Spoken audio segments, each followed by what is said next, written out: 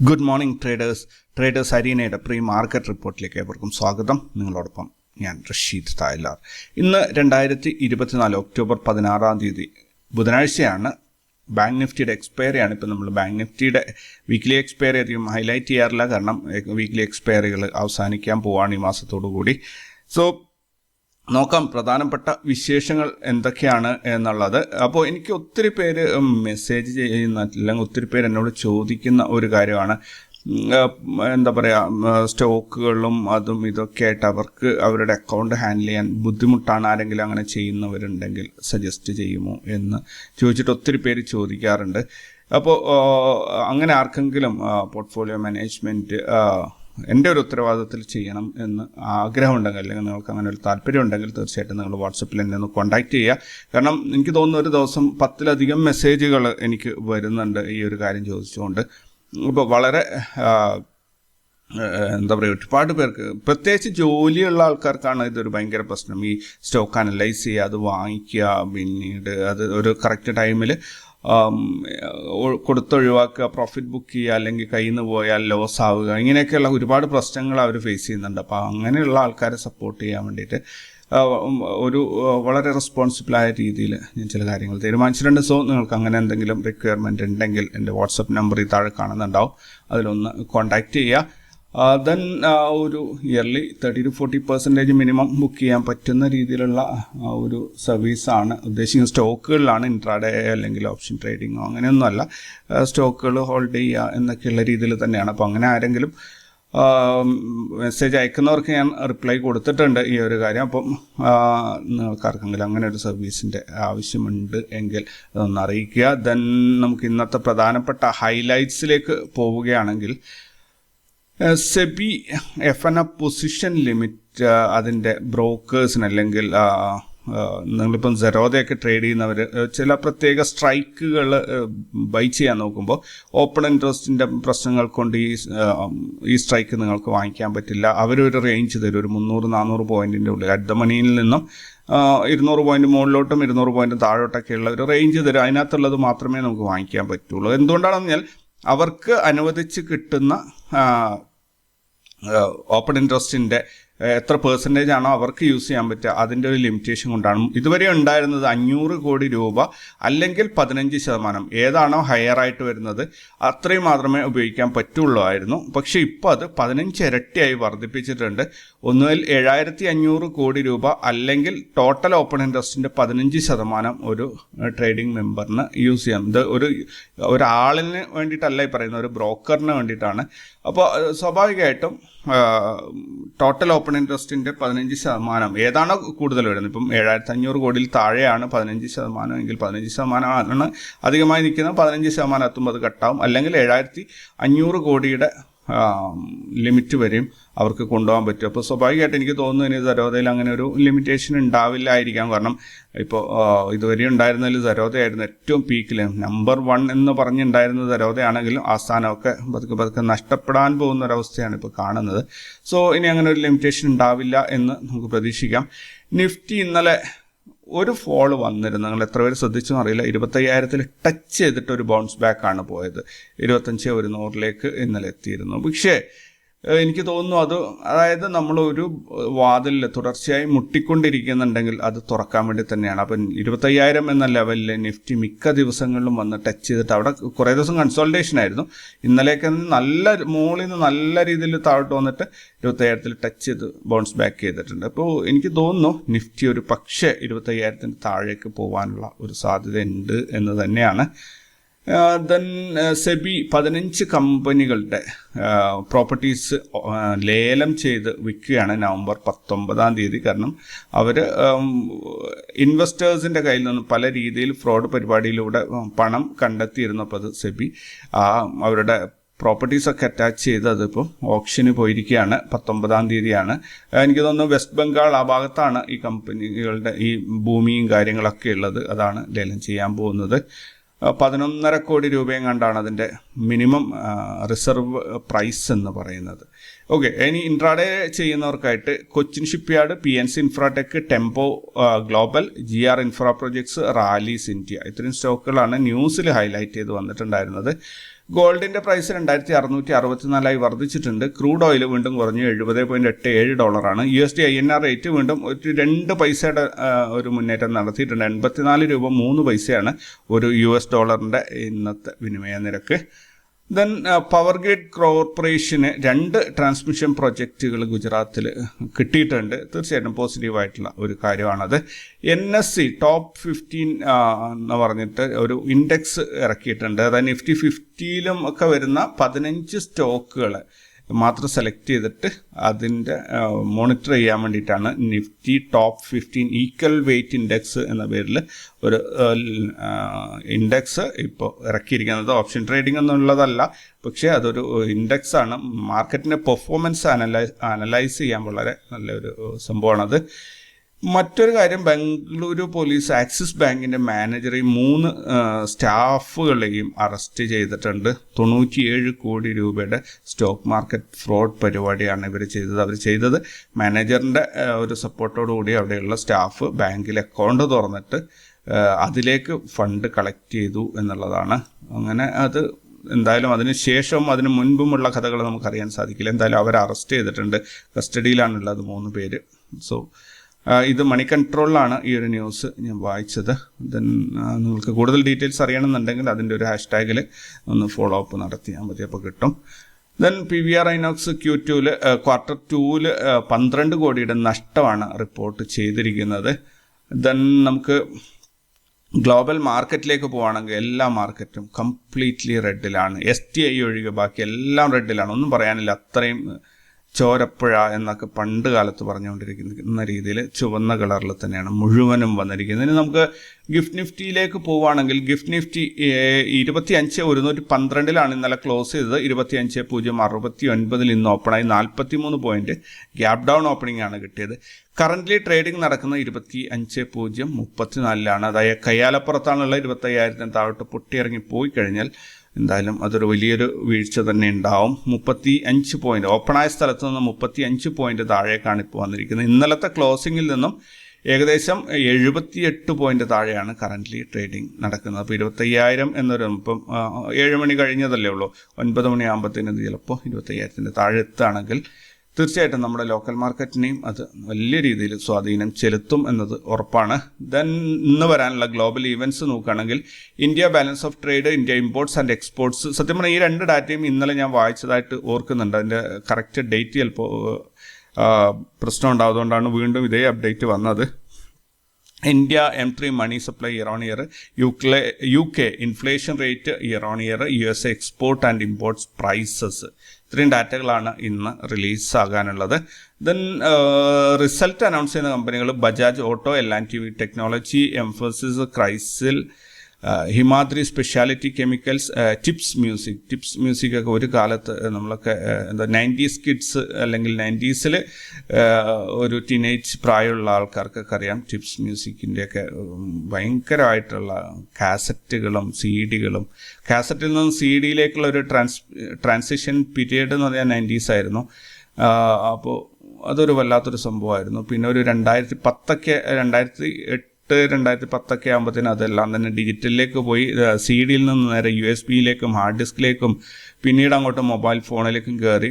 പിന്നെ ഒരാൾക്കും മ്യൂസിക്കിനോട് വലിയൊരു സംഭവങ്ങളില്ലാതെ അത് കംപ്ലീറ്റ് ഓൺലൈൻ മീഡിയാസിൽ കേൾക്കാൻ പറ്റുന്ന രീതിയിലേക്ക് അതൊരു വലിയ ഒരു 80s ജനിച്ച ആൾക്കാർക്ക് ഇത് കൃത്യമായിട്ടും മനസ്സിലാവുന്നുണ്ടാവും എങ്ങനെയാണ് ഇതിൻ്റെ കംപ്ലീറ്റ് സംഭവങ്ങൾ. ഇലക്ട്രിസിറ്റി ആദ്യമായിട്ട് അവരുടെ നാട്ടിലേക്ക് വന്നത് ആ സമയം ഈ 80s ജനിച്ച ആൾക്കാരെ അവർക്ക് അറിവുള്ള ഒരു കാലത്തായിരിക്കും.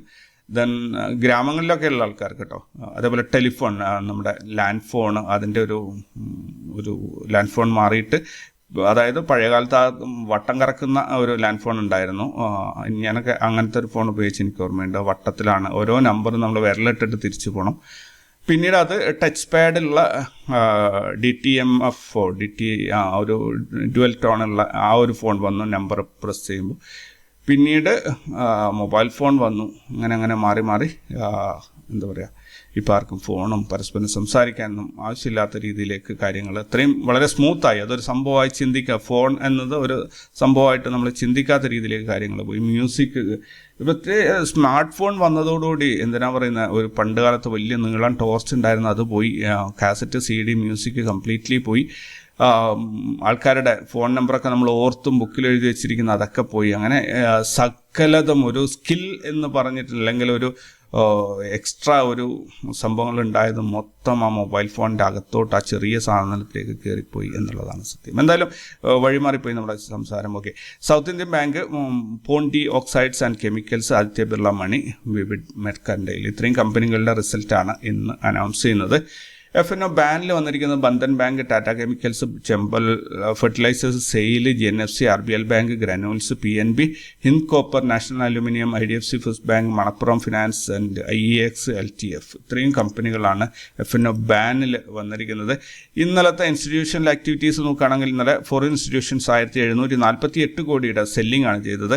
ഇന്ന് അതേസമയത്ത് ഡൊമസ്റ്റിക് ഇൻസ്റ്റിറ്റ്യൂഷൻസ് 1654 കോടിയുടെ ബൈയിങ് ആണ് ചെയ്തത്. മൊത്തത്തിൽ 93 കോടിയുടെ സെല്ലിംഗ് തന്നെയാണ് ഇന്നലെ മാർക്കറ്റിൽ നടന്നത്. എനിക്ക് തോന്നുന്നു മോർണിംഗിലുള്ള ആ സെഷനിലാണ് ഫോറിൻ ഇൻസ്റ്റിറ്റ്യൂഷൻസ് നന്നായിട്ട് സെല്ല് ചെയ്തതെന്ന് തോന്നുന്നു. കാരണം അവർ പ്രീ മാർക്കറ്റിൽ സെല്ല് ചെയ്യാതെ ലൈവ് മാർക്കറ്റിൽ സെല്ല് ചെയ്യുമ്പോൾ അവർക്കറിയാം അവർ വലിയ ക്യാപിറ്റൽ സെല്ലിങ് നടന്നുകൊണ്ടിരിക്കുമ്പോൾ മാർക്കറ്റ് താഴോട്ട് പോകും. സ്വാഭാവികമായിട്ടും റീറ്റെയിലേഴ്സ് അപ്പോൾ മാർക്കറ്റ് വീഴുകയാണെന്ന് എഴുതിയിട്ട് ഷോർട്ട് പൊസിഷനിലേക്ക് മാറും. അപ്പോൾ മാർക്കറ്റിന് നല്ല രീതിയിൽ വീഴ്ത്താൻ പറ്റും എന്ന ഇതൊരു ഞാൻ ഇവിടെ വായിച്ച ഒരു തോട്ട് പ്രോസസ്സാണ്.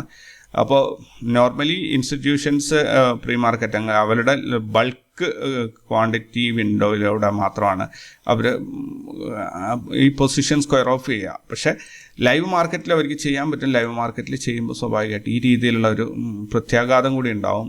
വീഴുന്നവനെ ഒന്നുകൂടെ വീഴാൻ പോകുന്നവനെ ഒന്ന് തള്ളുന്ന രീതിയിലേക്ക് റീറ്റെയിൽ പാർട്ടിസിപ്പേഷൻ ആ ഒരു ഭാഗത്തേക്ക് വരും. ഇപ്പം ലൈവ് മാർക്കറ്റിന് ചെറുതായിട്ടൊന്ന് തള്ളിക്കയറ്റി ഒരു 10, 30, 50 പോയിന്റ് നിഫ്റ്റി കയറുമ്പോഴത്തേനും ബാക്കി എല്ലാവരും മാർക്കറ്റ് മുകളിലോട്ടാണെന്ന് കരുതിയിട്ട് അതിൻ്റെ കൂടെ നിൽക്കും. അപ്പോൾ മാർക്കറ്റ് നല്ല രീതിയിൽ മുകളിലോട്ട് പൊങ്ങിപ്പോകും.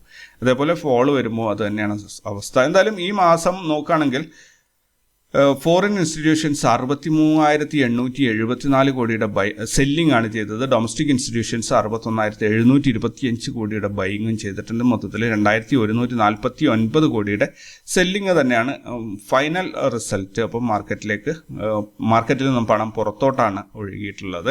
ഇന്നലത്തെ നിഫ്റ്റിയുടെ മൂവ്മെൻ്റ് ഒന്ന് നോക്കുകയാണെങ്കിൽ 25,186 ഓപ്പണായി 128 പോയിന്റ് നഷ്ടത്തിൽ 25,057 ക്ലോസ് ചെയ്തു. നിഫ്റ്റിയിൽ കഴിഞ്ഞ 5 ദിവസം കൊണ്ട് 27 പോയിന്റിൻ്റെ നഷ്ടമാണ് ഉണ്ടായിരിക്കുന്നത്. ഈ മാസത്തിൽ ഒക്ടോബർ മാസത്തിൽ 731 പോയിന്റിൻ്റെ നഷ്ടമാണ് നിഫ്റ്റിക്ക് ഉണ്ടായിരിക്കുന്നത്. ഇന്നലെ നിഫ്റ്റിയിൽ നോർമൽ CPR ആയിരുന്നു, അതുപോലെ പ്രൈസ് ആക്ഷൻ അതിനെ ക്രോസ് ചെയ്തിട്ടുണ്ട്. ഇന്ന് നോർമൽ CPR ആണ്. പ്രത്യേകിച്ച് അതിനെക്കുറിച്ച് വിശേഷങ്ങളൊന്നുമില്ല. ഇന്ത്യ വിക്സ് സ്റ്റാർട്ട് ചെയ്യാൻ പോകുന്നത് 13-ലാണ് സ്റ്റാർട്ട് ചെയ്യാൻ പോകുന്നത്. പുട്ട് കോൾ റേഷ്യോ നോക്കുകയാണെങ്കിൽ 0.56 ക്ലിയർലി നമ്മുടെ മീറ്റർ കാണിക്കുന്നുണ്ടല്ലേ, താഴോട്ട് തന്നെയാണ് അത് സൂചിപ്പിക്കുന്നത്. ബെയറിഷ് മോഡാണ് 0.56 എന്ന് പറഞ്ഞാൽ. കോൾ സൈഡിൽ ഹയസ്റ്റ് കോൾ റേറ്റിംഗ് വന്നിരിക്കുന്നത് 25,200 1 കോടി വന്നിട്ടുള്ളത്. അതേസമയത്ത് ഇവിടെ എന്താ പറയുക, പുട്ട് റേറ്റിംഗ് വന്നിരിക്കുന്നത് 25,000 72 ലക്ഷം. അപ്പോൾ കോൾ റേറ്റിംഗ് ആണ് കൂടുതലുള്ളത്. ഓപ്ഷൻ സെല്ലേഴ്സ് ചിന്തിക്കുന്നത് മാർക്കറ്റ് വീഴും എന്ന് തന്നെയാണ്. അതുകൊണ്ടാണ് ഇത്രയും ഹൈ ഓപ്പൺ ഇൻട്രസ്റ്റ് ഇവിടെ ബിൽഡപ്പ് ആവുന്നത്. പിന്നെ കൂടാതെ പുട്ട് കോൾ റേഷ്യോയും അതിനെ സപ്പോർട്ട് ചെയ്യുന്ന രീതിയിൽ തന്നെ വന്നിട്ടുണ്ടായിരുന്നു. സോ മാർക്കറ്റിനെ എല്ലാവരും കൂടി വലിച്ച് താഴോട്ട് കൊണ്ടുപോകാൻ തീരുമാനിച്ചാൽ പിന്നെ നമുക്കൊന്നും ചെയ്യാനില്ല. ദെൻ ബാങ്ക് നിഫ്റ്റിയിൽ ഇന്നലെ 69 പോയിന്റ് നഷ്ടമാണ് ഉണ്ടായത്. ഫിൻ നിഫ്റ്റിയിൽ 84 പോയിന്റ് കുറയാണ് ചെയ്തിട്ടുള്ളത്, ലോസാണ് ഉണ്ടായിട്ടുള്ളത്. സെൻസെക്സിൽ 281 പോയിന്റിൻ്റെ നഷ്ടമാണ്. അതേപോലെ മിഡ് ക്യാപ്പിൽ 10 പോയിന്റിൻ്റെ ഒരു നഷ്ടമാണ്. ഒരു ഡോജി പോലെ ഉള്ള ഒരു സംഭവമായിരിക്കാം മിഡ് ക്യാപ്പിൽ വന്നിട്ടുണ്ടാവുക. അപ്പോൾ ഇന്നലത്തെ മാർക്കറ്റ് ഇത്രയൊക്കെയാണെങ്കിലും നിഫ്റ്റിയിൽ ഞാൻ പറഞ്ഞ നിഫ്റ്റിയിലെ ഒരു ഫോളിനെ കുറിച്ച് ഞാൻ സൂചിപ്പിച്ചിരുന്നു. അപ്പോൾ ഇപ്പോൾ ഇത് കറൻ്റ് ഇതൊക്കെ നിങ്ങൾ ഓർക്കുന്നുണ്ടാവും. എത്ര പേര് ഓർക്കുന്നുണ്ടാവും എന്ന് എനിക്കറിയില്ല. ഇതാണ് നമ്മൾ ഇത് മുമ്പേ വരച്ച് പോകുന്നതാണ്. ഓരോ സമയത്തുള്ള ബ്രേക്ക് ഔട്ടും ട്രെൻഡ് ലൈനും സംഭവം ഇതാണ് ഞാൻ പറയുന്ന ഫില്ല് ചെയ്യാൻ ബാക്കിയുണ്ട് എന്ന് പറയുന്ന ആ ഒരു സോൺ, ആ ഒരു ഗ്യാപ്പ് ഇതാണ്. ഇതെവിടെയും ഫില്ല് ചെയ്തിട്ടില്ല എന്നുള്ളതാണ് സത്യം. ദെൻ കറൻ്റ്ലി നമ്മൾ ഇപ്പോൾ ഇത് മെയിനായിട്ട് ഹൈലൈറ്റ് ചെയ്യാൻ തുടങ്ങിയത് ഈ ഒരു ട്രയാങ്കുലർ ബ്രേക്ക് ഔട്ട് വരും എന്നുള്ളതാണ്. അതിൻ്റെ കറക്റ്റ് ടാർഗറ്റ് അവിടെ തൊട്ടാണ് മാർക്കറ്റ് ഫോളോ വന്നത്. ഫോള് വന്നിട്ട് നമ്മൾ ട്രയാങ്കുലറിൻ്റെ ലോവർ സൈഡിലെ സപ്പോർട്ട് എടുത്ത് പൊങ്ങാൻ നോക്കിയിരുന്നു. പക്ഷേ വീണ്ടും ഫർദർ ഫോൾ വന്നിട്ട് 24,750 എന്നുള്ള ആ ലെവലിൽ വന്ന് സപ്പോർട്ട് എടുത്തു. ആ 24,750 ഇവിടം തൊട്ടാണ് സ്റ്റാർട്ട് ചെയ്ത് വന്നത് കേട്ടോ. ഇവിടെ ഒരു ഹയർ സൈഡിലെ റെസിസ്റ്റൻസ് ആയിട്ട് വന്ന് പിന്നെ ഇവിടെ ലോവർ സൈഡിൽ ഒരു സപ്പോർട്ട് വന്നപ്പോൾ അതിനെ കണക്ട് ചെയ്ത് നേരെ വരയിട്ട് വെച്ചപ്പോൾ ഈ ഫോളിൽ അവിടെ വന്ന് സപ്പോർട്ട് എടുത്തു. ഇനിയിപ്പോൾ ഇവിടെ ഒരു ട്രെൻഡ് ലൈൻ ബേസ് ചെയ്തിട്ട് മാർക്കറ്റ് പോകുന്നുണ്ട്. ഇത് 1 hour ടൈം ഫ്രെയിമിലാണ്. നിങ്ങൾക്ക് ആരെങ്കിലും ഇത് ഫോളോ അപ്പ് ചെയ്യാൻ താല്പര്യമുണ്ടെങ്കിൽ ഇപ്പോൾ ഇതുണ്ടല്ലോ 750 വന്ന് സപ്പോർട്ട് എടുത്ത് തിരിച്ച് കയറി വീണ്ടും ഒരു എന്താ പറയുക ഹയർ ലോയിൽ ഇവിടെ അതേ ട്രെൻഡ് ലൈനിനെ എടുത്തു. വീണ്ടും ഇന്നലെ അതിൽ വന്നിട്ട് സപ്പോർട്ട് ചെയ്തിട്ടുണ്ട്. ഈ ട്രെൻഡ് ലൈൻ ഒന്നും കൂടെ നമുക്ക് വേണമെങ്കിൽ ഫൈൻ ട്യൂൺ ചെയ്തിട്ട് ഇവിടെ വരെ ആക്കി വെക്കാം. ആ രീതിയിലാണ് അത് പോകുന്നത്. അപ്പോൾ നോക്കാം. ഇന്ന് 25,000 എന്നുള്ള ആ ഒരു ലെവലിലാണുള്ളത്. ഇവിടെ നിന്ന് ഫർദർ കട്ട് ചെയ്ത് താഴോട്ട് വരികയാണെങ്കിൽ നെക്സ്റ്റ് ഒരു സപ്പോർട്ട് 24,700 750 എന്നുള്ള ആ ഒരു സോണിലായിരിക്കും. അതും കട്ട് ചെയ്ത് കഴിഞ്ഞാൽ മാർക്കറ്റ് ചിലപ്പോൾ ഒരുപാട് താഴോട്ട് പോകും. അതേപോലെ ഇന്നലെ നിഫ്റ്റിയിൽ നമ്മൾ പറഞ്ഞത് പ്രകാരം എക്സ്പെക്റ്റഡ് ഹൈ ഓർ ലോ രണ്ടും കിട്ടിയിട്ടില്ലായിരുന്നു. മാർക്കറ്റ് ഒരു ഗ്യാപ്പ് അപ്പ് ഓപ്പണിംഗ് വന്നിട്ട് ഫർദർ സ്ട്രൈറ്റ് ഫോളാണ് വന്നത്. ഇതുണ്ടല്ലോ എല്ലാ ദിവസവും നിങ്ങൾക്ക് ശ്രദ്ധിച്ചറിയാൻ പറ്റും നിഫ്റ്റിയിൽ വരുന്ന ഒരു പ്രതിഭാസം. ഒരു കുറച്ച് ദിവസം മുന്നോട്ട് പോയാൽ തന്നെ ഇത് ഇവിടെ നിന്ന് ഇങ്ങനെ വന്നു, പിന്നെ കൺസോൾട്ടേഷൻ. ഇവിടെ നിന്ന് താഴോട്ട് വന്നു, പിന്നെ നേരെ കൺസോൾട്ടേഷൻ. ഇവിടെ നിന്ന് പെട്ടെന്ന് മുകളിലോട്ട് കയറി, പിന്നെ കൺസോൾട്ടേഷൻ. ഇന്നലെ പെട്ടെന്ന് താഴോട്ട് വന്നു, പെട്ടെന്ന് താഴോട്ട് വന്നു, പിന്നെ കൺസൾട്ടേഷൻ. അപ്പോൾ ഇങ്ങനെയാണ് വരുന്നത്. അപ്പോൾ മോർണിംഗിൽ കിട്ടിയ പ്രോഫിറ്റ് എടുത്ത് പെട്ടെന്ന് വിട്ട് പോയിക്കൊള്ളുക എന്നുള്ളതാണ് നിഫ്റ്റി തരുന്ന ഒരു സന്ദേശം. ഇന്ന് നിഫ്റ്റിയുടെ ഒരു എന്താ പറയുക ട്രേഡ് നമ്മൾ നോക്കുകയാണെങ്കിൽ നിഫ്റ്റിയുടെ ഡേ ഹൈ പ്രതീക്ഷിക്കുന്നത് ഒരു നല്ല ഇൻട്രസ്റ്റിംഗ് ആയിട്ട് ഇന്നലത്തെ ഡേ ഹൈ തന്നെയാണ് നിഫ്റ്റിക്ക് ഇന്നും ഡേ ഹൈ പ്രതീക്ഷിക്കുന്നത്. അവിടെ നല്ല രീതിയിൽ മാർക്കറ്റ് ഒരു റെസിസ്റ്റൻസ് ഉണ്ടാവാൻ സാധ്യതയുണ്ട്. അതായത് 25,222 212 ഇടയ്ക്കുള്ള ഒരു 10 പോയിന്റിൻ്റെ ഒരു സോണാണിത്. ഇവിടെ ഉറപ്പായിട്ടും മാർക്കറ്റ് റിജക്ഷൻ മുകളിലോട്ട് കയറി പോവുകയാണെങ്കിൽ റിജക്ഷൻ ഉണ്ടാവാൻ സാധ്യതയുണ്ട്. CPR-ഉം നോട്ട് റേറ്റ് സോണിൻ്റെയും ഒരു കോമ്പിനേഷനിൽ ഓപ്പണിംഗ് മുകളിലും ഫർദർ മൂവ്മെൻറ്റ് താഴോട്ടും ആയിരിക്കും എന്നാണ് സൂചിപ്പിക്കുന്നത്.